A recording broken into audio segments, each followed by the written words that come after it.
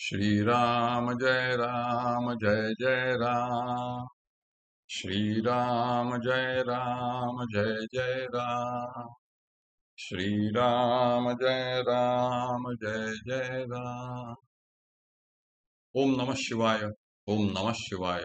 ओम नमः शिवाय। युग वासिष्ठ दिवस क्रमांक 211। ब्रह्मदेव म्हणाला, शुभकर्मे व प्रयत्न यांनी साध्य करून घेता येत नाही अशी या जगात एकही गोष्ट नाही. माझ्यापासून वृक्षादी स्थावरापर्यंत सर्वांना 2 शरीरे असतात. पहिले मनरूपी शरीर सर्वदा चंचल असून कोणतेही कार्य लवकर करणारे असते. दुसरे अस्थिमांसमय स्थूल शरीर जड असल्याने काही एक न करणारे असते. सर्व प्राणीमात्रांचे ह्या स्थूल देहाशीच तादात्म्य झालेले असते. त्यामुळे मंत्र, शाप वा चेटूक यांचा परिणाम स्थूल देहावरच होतो. हा स्थूल देह मुकप्राय, अशक्त, दीन, क्षणात नष्ट होणारा व कमळाच्या पानावरील पाण्याच्या थेंबाप्रमाणे अस्थिर असतो आणि तो प्राक्तन कर्म, राजा, पिता यांच्या अधीन असतो. प्राण्यांचा मनोरूपी सूक्ष्म देह बाह्यतः परतंत्र दिसतो, पण वास्तविक तो कोणाच्याच तंत्राने असत नाही. तो स्वतःच्या प्रयत्नांचा आश्रय करून आणि धैर्य धरून राहील तर शाप आणि मंत्र यांचा त्याच्यावर काहीच परिणाम होत नाही.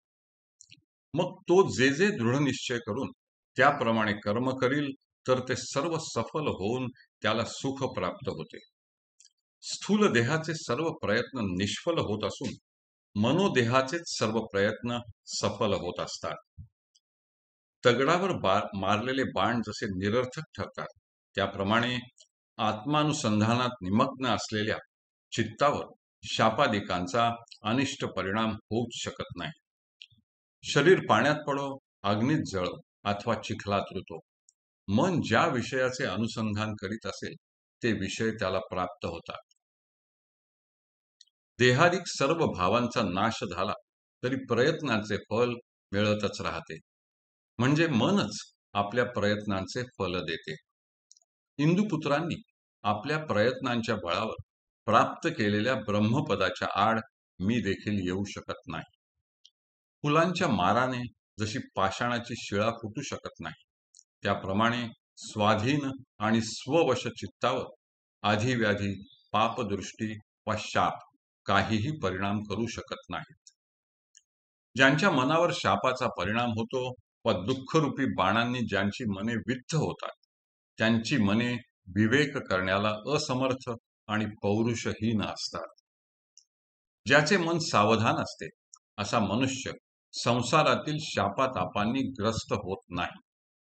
म्हणून विवेकाने मनाला वश करावे व प्रयत्नांनी मनाला पवित्र परमार्थाच्या मार्गाला लावावे. मन ज्याची दृढ भावना करते ती गोष्ट तशी घडून येते.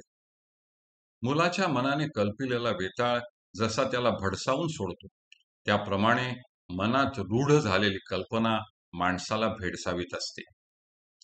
परंतु ज्याप्रमाणे कुंभाराच्या प्रत्येक क्रियेबरोबर चाकावरील मातीचा गोळा आपली पूर्वस्थिती टाकून घटाकार बनत असतो, त्याप्रमाणे प्रयत्नांनी केलेल्या दृढ वासनेमुळे मन आपली पूर्वीची स्थिती टाकून देत असते.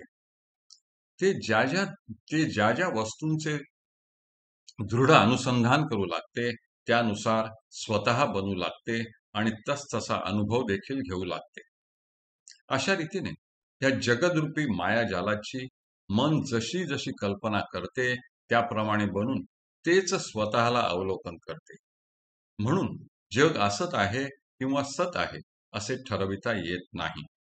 हे रामा, ही गोष्ट ध्यानात घेऊन तू जगता संबंधीची भेदबुद्धी त्याग कर.